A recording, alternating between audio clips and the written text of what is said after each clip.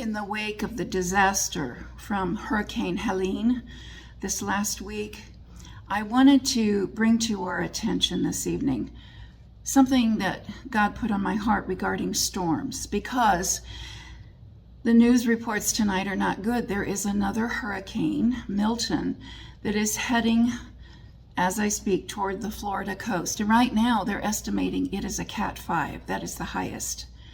It is utterly devastating and destructive winds. Now, I want to kind of put forth a little bit of biblical admonition here, directives.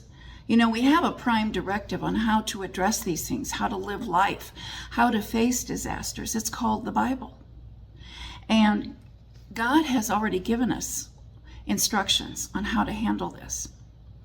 But I can't help but wonder how much nefarious activity is also at play here, because we've been hearing all year about the quote unquote, the October surprise. And it seems like every election year in the month of October, something catastrophic or near catastrophic happens to throw the elections into chaos.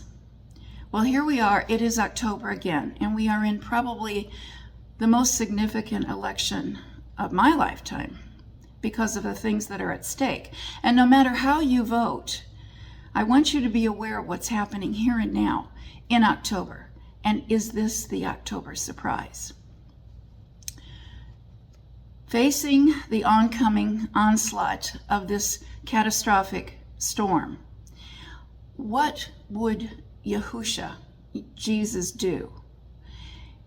I'm going to read from his own words. One day, Jesus said to his disciples, "Let us go over to the other side of the lake." So they got into the boat and set out. And as they sailed, he fell asleep. A great storm came down on the lake, so that the boat was being filled, and they were in great danger. The disciples went and awoke him, saying, "Master, Master, we're going to drown." He got up. He, Yeshua, got up and rebuked the wind and the raging waters. The storm subsided and all was calm. And then he turned to his disciples and said, "Where is your faith?" In fear and amazement, they asked one another, "Who is this? He commands even the winds and the water, and they obey him." Luke chapter 8, 22 to 25. I want to take this apart, though, in the original language, because if you've seen any of my videos in the past, you know that I don't just take things at face value. I'm an investigative researcher, if you will, in the kingdom, because first and foremost, we are here to seek the kingdom first and his righteousness, and then all of these things will be revealed. So if we were to take part of these scriptures into the Greek language, which was the original language the New Testament, the Brit Hadashah, was written in, it would look like this. There was a storm that came upon the lake. Now the word storm there in Greek is lahiops, and it means a whirlwind, a tempest, a squall, and in modern day language, a hurricane. So that the boat was filled. The Greek word there is sumpirero. Sumpirero means completely swamped and overwhelmed. It's not just that it filled up. It was awash. It was just going down, as they say, we're going to drown.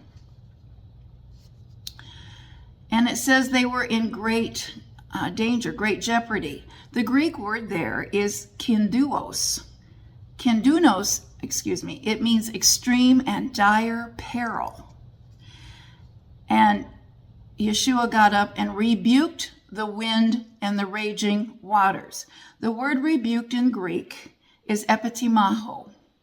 That means to censure, to forbid, to absolutely stop in a directed most strongly. Raging, the raging waters. The Greek word is sudan. It means a storm surge. Now, if you looked at any of the devastation in the southeastern United States where Helene washed upon, they called it the storm surge, and some of them were 25 feet high. And another word for this word is tsunami. So what did we have happening? There was a tsunami coming upon this boat in Luke chapter 8. Finally, when Yeshua stood up and said to his disciples, "Where is your faith?" Now, we've talked about this one many times in past videos. The word there is pistis in Greek. And it doesn't mean just faith. It means to trust and have total reliance upon. So it's not just having faith in it. I used to say faith is to believe God can do something. But trust is knowing that he will. There is no room for doubt and unbelief with pistis. And that's what Yeshua was asking. Where is it? So I want to reread those same passages using the original Greek. And here's the flavor of what was really being said. One day Yeshua said to his disciples, "Let us go over to the other side of the lake." So they got into the boat and set out. As they sailed, he fell asleep. A whirlwind tempest came down on the lake, so that the boat was being overwhelmed, and they were in extreme danger, an extreme dire peril. The disciples went and woke him, saying, "Master, Master, we're going to drown." Yeshua stood up and censured the winds, commanding them, and the tsunami storm surge stopped. And the hurricane, the squall, subsided, and all was calm again. He turned to his disciples and said, "Where is your trust and total reliance upon me?" He asked. In fear and amazement, they asked one another, "Who is this? He commands even the winds and the water. He commands the storm surges. He commands the tsunami, and they obey him."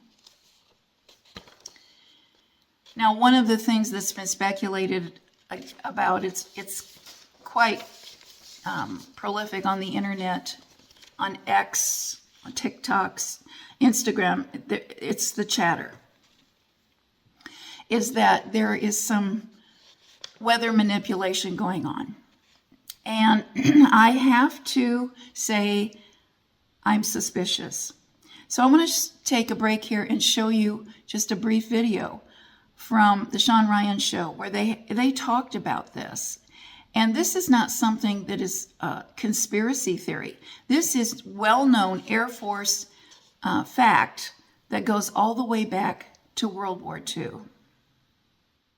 Do you think we could see any weather manipulation type weapons? That's been studied. It has. Oh, yeah. What has been studied? Oh, the Air Force did this a while ago, using weather modification as a weapon. When you look at what a typhoon can do, that could certainly be an advantage in the Western Pacific with Taiwan. How long ago did we start looking into weather manipulation? Well, I don't remember the history exactly, but I know the Air Force did that after World War II. And I don't know too much of the science behind it. It seems to me that the scale would be really large in terms of cost. And then again, there's so much uncertainty in the Earth system in terms of predicting it. Again, I think you just need to research the hell out of that before you do anything.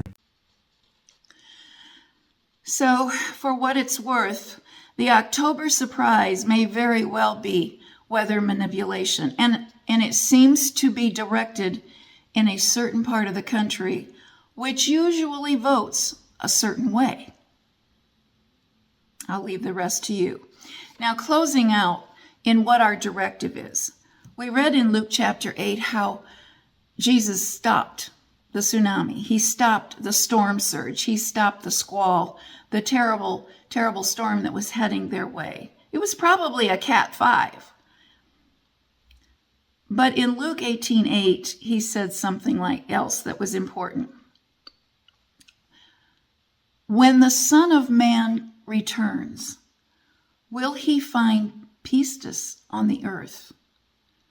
When Yeshua comes for us, will there be anyone in his kingdom, in his bride, in his church, amongst his believers? Will there be anyone who trusts and has total reliance upon him and his word? And John 14:12 said this, "Verily, verily, I say to you, whoever pistis in me It's usually translated believes in me. Whoever pistuero in me, trusts in me, has total reliance in me, he will do the works that I've been doing, and even greater than these will he do. So I think it's quite clear. There's a Cat 5 hurricane on the way into Florida. We know what the prime directive says. We are to command it to stop. We are to take authority over it in the name of Yeshua. We are to take control of that situation because no weapon formed against us will prosper, says the word. And no evil shall come near our dwelling if we pistis, if we trust and totally rely upon the King of Kings and Lord of Lords. God bless you tonight. Shalom.